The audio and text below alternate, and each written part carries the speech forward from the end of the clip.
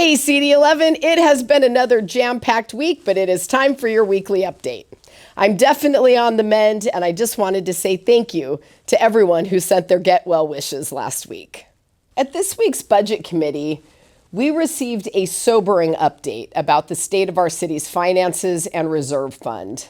Due to ongoing undercollection of revenue and liability payouts that far exceed what was anticipated in the budget, we are quickly exhausting our reserves, and that hinders our ability to adapt to changing financial conditions and emergencies when they happen. We are keeping a close eye on things, but if these conditions continue, we're likely to see impacts to city staffing and programming. With the Olympics and other huge events coming to LA, as well as our ongoing homeless and public safety crises and the crumbling infrastructure all around us, this news couldn't be worse.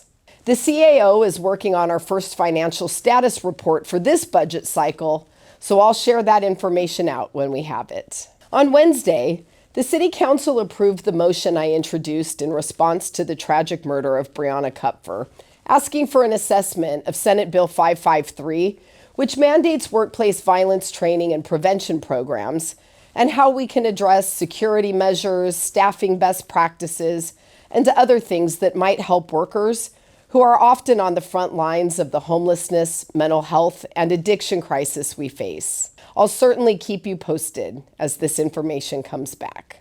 Also this week, the Council approved my motion asking how we can improve the delivery of capital improvement projects at LAX. This motion results from the project delays and cost overruns that plagued our automated People Mover project, which will better connect our region to LAX and help reduce congestion and air emissions.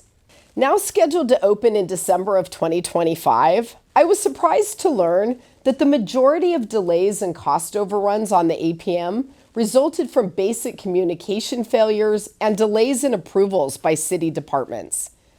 We can't be our own worst enemy when it comes to building our infrastructure, especially as we prepare to break ground on more projects at LAX and host the world for the 2028 Olympic and Paralympic Games.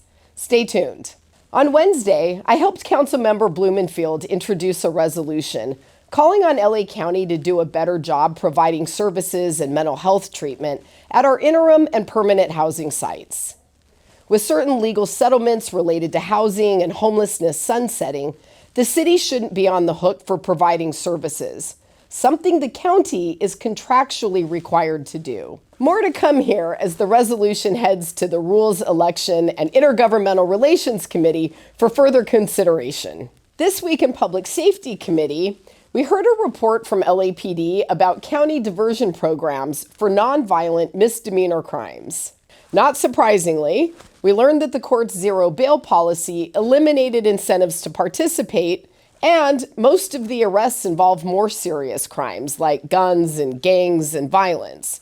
So pretty much no one is using or eligible for the diversion programs anymore.